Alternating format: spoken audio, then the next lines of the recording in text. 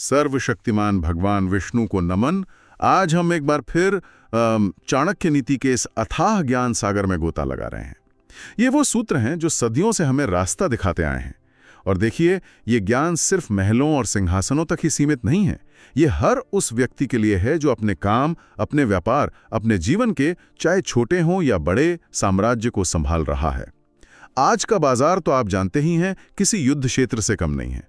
और चाणक्य के ये सूत्र वो अचूक शस्त्र हैं जो हमें सही फैसले लेने में, सही रास्ता चुनने में मदद करते हैं। विवेक, सही और गलत की शाश्वत कसौटी पर चाणक्य हमें सिखाते हैं कि सही जगह, सही लोग और हाँ, सही विश्वास का चुनाव कैसे करें, क्योंकि यही चुनाव तय करते हैं कि हम सफलता की ओर बढ़ेंगे या फिर धोखे का शिकार होंगे। हाँ, धोखे और असफलता के जाल में उलझ जाएंगे। तो चलिए इस गूढ़ ज्ञान के परतों को खोलते हैं। बिल्कुल। तो चाणक्य का जो पहला सूत्र है वो स्थान के चुनाव पर है। वो कहते हैं उस स्थान पर एक दिन भी ना रुके जहां ये 5 चीजें ना हो। अच्छा, 5 चीजें कौन कौन सी हैं वो? हाँ, पहली है सम्मान, यानी आपकी और आपके काम की इज्जत। दूसरी आजीविका, मतलब रोजगार या व्यवसाय के अवसर। तीसरी है मित्र या संबंधी, यानी आपका सोशल और प्रोफेशनल नेटवर्क। चौथी ज्ञान अर्जित करने का अवसर, मतलब सीखने और बढ़ने की गुंजाइश। और पांचवी इन सब का एक संतुलन जिससे एक स्थिर जीवन संभव हो सके। ये तो बहुत गहरा सूत्र है। मतलब सिर्फ फिजिकल जगह नहीं, बल्कि वो पूरा माहौल जहां हम काम करते हैं, जैसे कोई कंपनी या बाजार। बिल्कुल सही। ये किसी शहर देश पर भी लागू होता है और किसी संगठन या मार्केट पर भी, जहां आपके ब्रांड का या आपकी एक्सपर्टाइज का सम्मान न हो, जहां ग्रोथ की पॉसिबिलिटीज लिमिटेड हो, जहां भरोसेमंद लोग या नेटवर्क न हो और जहां कुछ नया सीखने का मौका न मिले, वहां टिके रहना, आप समझिए, धीरे धीरे आपके पतन का कारण बन सकता है। सही बात है। मीन्स ऑफ सिनोपे की कहानी याद आ रही है। एथेंस जैसे ज्ञान के केंद्र में रहकर भी उन्हें वो सम्मान नहीं मिला, वो माहौल नहीं मिला जिसकी उन्हें तलाश थी।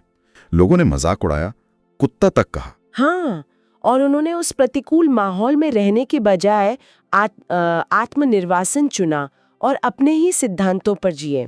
देखिए, प्लेटो और सुकरात जैसे विचारक वहीं थे, पर डायोजिनीस के लिए वो जगह सही नहीं थी। उन्होंने एथेंस की गलियों में एक बैरल में रहकर भी अपने सत्य से समझौता नहीं किया। ये दिखाता है कि अपने लिए सही माहौल चुनना कितना जरूरी है ना, भले ही वो रास्ता दूसरों से अलग क्यों ना हो। तो आज के उद्यमियों के लिए इसका निचोड़ ये निकलता है कि भाई रुक कर अपने आसपास के माहौल का मूल्यांकन करें। क्या आपके बाजार में, आपकी कंपनी में, आपकी टीम में ये 5 तत्व मौजूद हैं? सम्मान, अवसर, नेटवर्क, ज्ञान और संतुलन। और अगर नहीं, तो वहां बने रहने के जोखिम पर गंभीरता से विचार करना ही होगा। गलत जगह पर जड़ें जमाना तो भविष्य को दांव पर लगाना है। अच्छा, चाणक्य स्थान के चुनाव पर एक और महत्वपूर्ण बात कहते हैं। वो एक और लिस्ट देते हैं 5 चीजों की, जिनके बिना किसी स्थान पर निवास नहीं करना चाहिए। हाँ, वो कहते हैं उस देश या स्थान में निवास ना करें जहां ये 5 न हो। पहला, धनवान व्यक्ति, यानी कैपिटल और इकोनॉमिक अवसर की उपलब्धता। दूसरा, वेदों का ज्ञाता विद्वान, यानी ज्ञान, विशेषज्ञता और सही मार्गदर्शन देने वाले लोग। तीसरा, राजा, यानी अच्छी गवर्नेंस, लॉ एंड ऑर्डर। चौथा, नदी, यानी नेचुरल रिसोर्सेज और जीवन यापन के लिए जरूरी इंफ्रास्ट्रक्चर। और पांचवा, चिकित्सक, यानी हेल्थ और ओवरऑल वेलनेस की सुविधा। अरे वाह, ये तो एक विकसित और सुरक्षित समाज या कारोबारी माहौल के स्तंभ लगते हैं।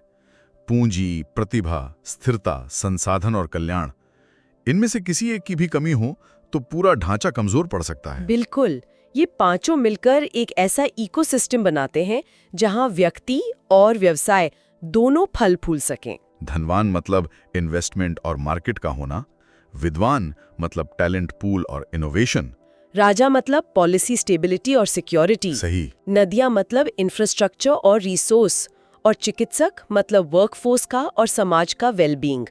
जहां ये संतुलन बिगड़ता है वहां रिस्क बढ़ जाता है। ये सुनकर मुझे लिडिया के राजा क्रोएशियस की कहानी याद आ रही है। अपार धन था, शक्तिशाली राजा भी थे, लेकिन शायद विद्वान की सलाह को नजरअंदाज करने की भूल कर बैठे थे वो। हाँ, क्रोएसिस अपने समय के सबसे अमीर राजा माने जाते थे। पैसा था, पावर थी। लेकिन उन्होंने सोलोन जैसे विद्वान की सलाह नहीं मानी, जिन्होंने कहा था कि सच्चा सुख धन में नहीं बल्कि अंत तक बने रहने वाले संतोष में है। उन्होंने डेल्फी की देववाणी की जो भविष्यवाणी थी उसको भी गलत समझा और पारसी राजा साइरस से युद्ध मोल ले लिया। और नतीजा उनका अपार धन और साम्राज्य उन्हें बचा नहीं सका, वो बंदी बना लिए गए। ये कहानी यही बताती है कि केवल पैसा या सत्ता काफी नहीं है, ज्ञान, सही सलाह और संतुलन भी उतना ही जरूरी है। इन 5 स्तंभों का संतुलन ही असली ताकत है। तो आज के बिजनेस लीडर्स के लिए संदेश बिल्कुल साफ है। अपने कारोबारी माहौल को इन 5 पैमानों पर परखें। क्या वहां निवेश के अवसर धनवान हैं?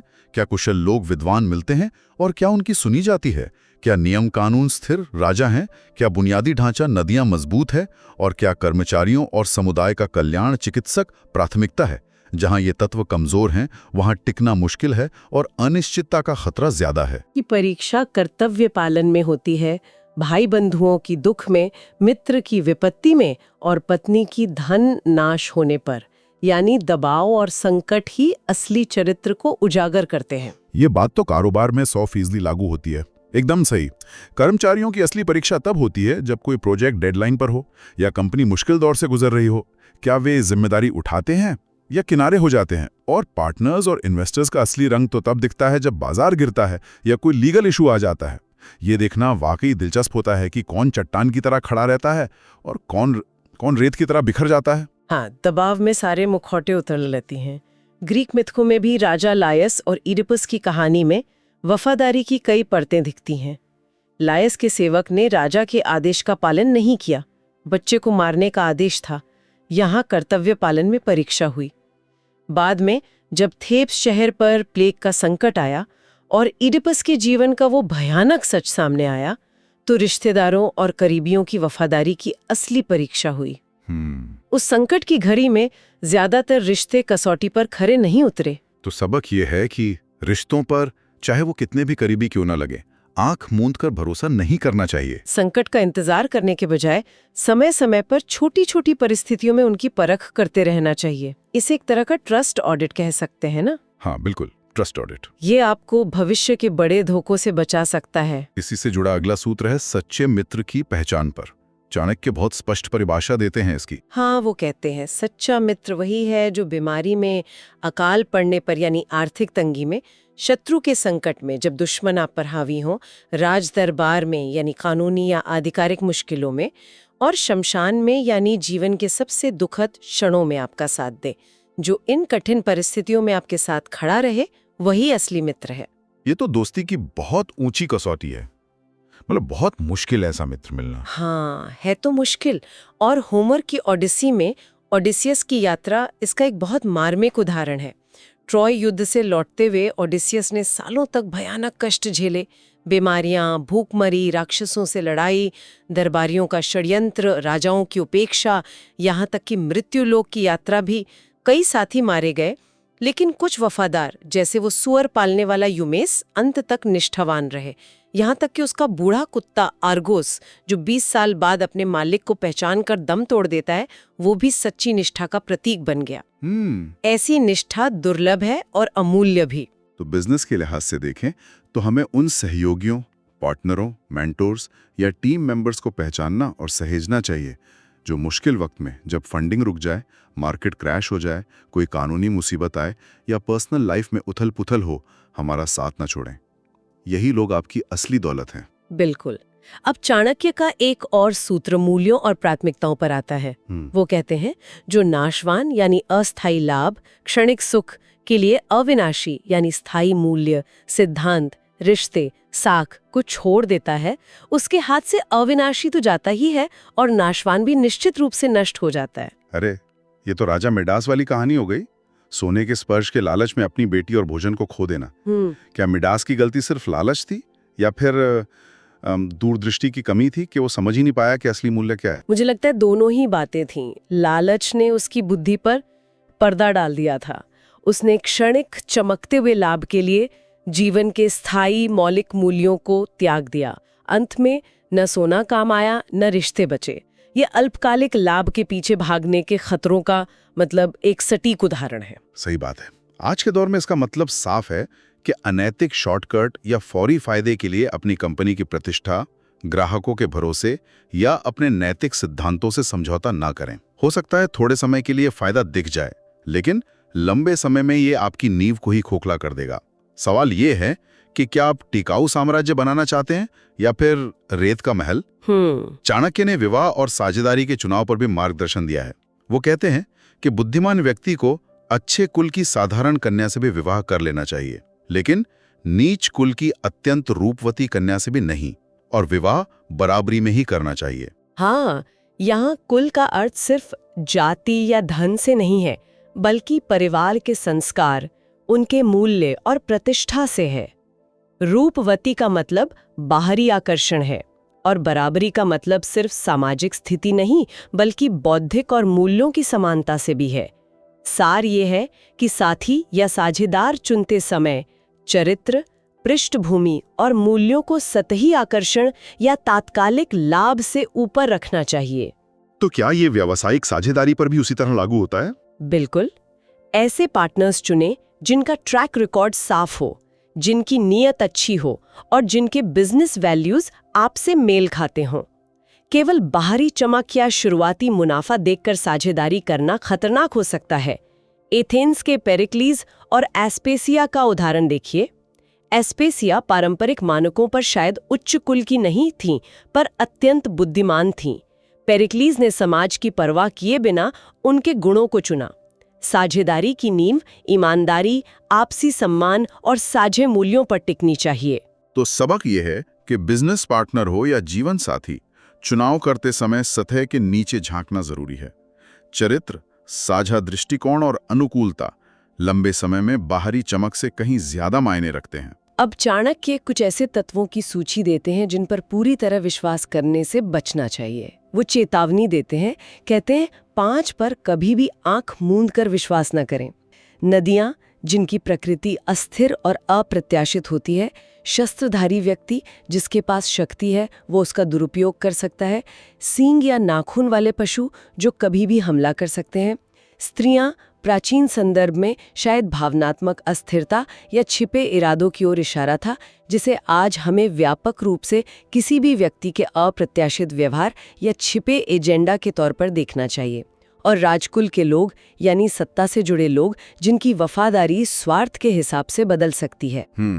इनमें स्वाभाविक अप्रत्याशितता या शक्ति के दुरुपयोग का खतरा छिपा है। हाँ, अरे बाप रे, मतलब इन पर भरोसा करना खतरनाक हो सकता है। ट्रोजन हॉर्स की कहानी फिर से याद आ गई। ट्रॉय वासियों ने यूनानियों के दिए लकड़ी के घोड़े पर भरोसा कर लिया, चेतावनियों को नजरअंदाज किया और नतीजा विनाशकारी हुआ। हाँ, अंधी विश्वास का यही खतरा है। आज के संदर्भ में देखें तो बाजार की अस्थिरता, नदियां से हमेशा सावधान रहें। प्रतिस्पर्धियों की चालों, शस्त्रधारी पर नजर रखें, वे कभी भी नुकसान पहुंचा सकते हैं। शक्तिशाली हितधारकों या सत्ता के करीबियों, राजकुल के इरादों को समझें, उन पर पूरी तरह निर्भर न रहें। टीम के भीतर या बाहर किसी भी व्यक्ति के अप्रत्याशित व्यवहार या छिपे एजेंडा, स्त्री पुरुष लिंग निरपेक्ष रूप से के प्रति सतर्क रहें। किसी भी बड़े सौदे या साझेदारी से पहले उचित ड्यू डिलिजेंस, मतलब जांच पड़ताल, बहुत जरूरी है। सही। सतर्कता ही सबसे बड़ा बचाव है, खासकर जब आप शक्ति, अस्थिरता या छिपे इरादों से निपट रहे हों। लेकिन चाणक्य सिर्फ चेतावनी ही नहीं देते, वो विपरीत परिस्थितियों से भी मूल्य निकालने की बात करते हैं। कहते हैं, विष में से भी अमृत, अपवित्र स्थान से भी सोना, नीच व्यक्ति से भी उत्तम विद्या और दुष्ट कुल से भी गुणी स्त्री या व्यक्ति को ग्रहण कर लेना चाहिए। हाँ, ये बहुत सकारात्मक दृष्टिकोण है। कहने का मतलब है कि हर स्थिति, हर व्यक्ति में कुछ न कुछ मूल्यवान हो सकता है। जरूरत है उसे पहचानने और निकालने की। प्रोमीथियस की कहानी याद करें, जिसने देवताओं जैसे खतरनाक स्रोत से मानवता के लिए अग्नि जैसा अमूल्य उपहार चुराया। उसने जोखिम उठाकर भी विपरीत स्रोत से मूल्य प्राप्त किया। अच्छा, तो व्यापार जगत के लिए इसका क्या मतलब हुआ फिर? इसका मतलब है इनोवेटिव बने।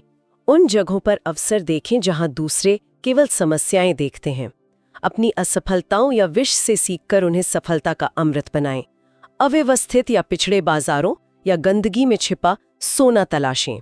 किसी की पृष्ठभूमि या नीच व्यक्ति या दुष्ट कुल के आधार पर उसे खारिज ना करें, बल्कि उसमें छिपी प्रतिभा और ज्ञान, उत्तम विद्या या गुणी व्यक्ति को पहचानें और उसका लाभ उठाएं। ये क्षमता देखने की बात है, जहां दूसरे केवल बाधाएं देखते हैं। अंत में चाणक्य स्त्रियों के कुछ गुणों का उल्लेख करते हैं जो उनके समय के अवलोकन पर आधारित लगते हैं। हाँ, वो कहते हैं कि स्त्रियों में पुरुषों की तुलना में दुगनी भूख, 4 गुना लज्जा, 6 गुना साहस और 8 गुना कामेच्छा होती है। देखिए, हमें इसे प्राचीन सामाजिक संदर्भ में देखना होगा और आज संवेदनशीलता से इसकी व्याख्या करनी होगी।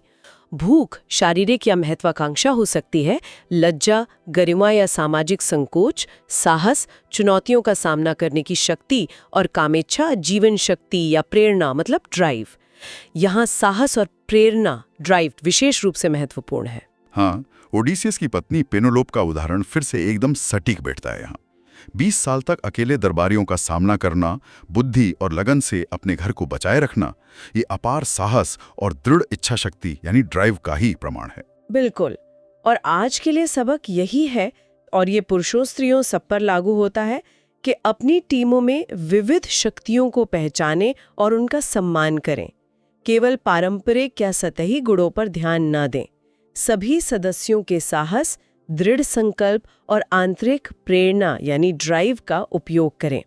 लैंगिक संतुलन और विविध योगदानों को महत्व दें। रूढ़िवादिता से बचते हुए ये स्वीकारें कि अलग अलग लोगों में अलग अलग शक्तियां होती हैं और उन सब का सही उपयोग ही संगठन को मजबूत बनाता है। तो ये था चाणक्य नीति का अध्याय 3, विवेक और चुनाव की कसौटी। हमने सीखा कि सही स्थान और माहौल कैसे चुनें, रिश्तों को संकट में कैसे परखें, सच्चे मित्रों को कैसे पहचानें और महत्व दें, स्थायी मूल्यों को क्षणिक लाभ पर प्राथमिकता क्यों दें, साझेदारी में चरित्र को बाहरी चमक से ऊपर कैसे रखें, किन अप्रत्याशित खतरों से सावधान रहें और कैसे हर स्थिति, हर व्यक्ति से कुछ न कुछ मूल्यवान निकालें। ये सूत्र सदियों पुराने जरूर हैं, लेकिन आज भी उतने ही प्रासंगिक और शक्तिशाली हैं। ये हमें बिजनेस और जीवन के रण क्षेत्र में सही निर्णय लेने में मदद करते हैं, हमें धोखे, दुश्मनी और असफलता से बचाते हैं, जिसे चाणक्य मौत के समान मानते हैं। ये विवेकपूर्ण चुनाव के जरिए एक सफल और सार्थक जीवन जीने का एक तरह से नक्शा है। अंतिम विचारोत्तेजक प्रश्न, लेकिन सवाल यह है, आज जब आप अपने आसपास देखते हैं, अपने व्यवसाय या जीवन के चुनावों को देखते हैं, तो चाणक्य के इन सूत्रों की रोशनी में ऐसा कौन सा चुनाव है जिस पर आप दोबारा विचार करना चाहेंगे? कौन सा रिश्ता या कौन सी स्थिति है जिसे अभी परख की कसौटी पर कसा जाना बाकी है? इस पर जरूर सोचिएगा। अगली बार हम चाणक्य के रणनीतिक सिद्धांतों की और गहराइयों में उतरेंगे। तब तक इस ज्ञान पर मनन करें और इसे अपने निर्णयों का हिस्सा बनाने का प्रयास करें।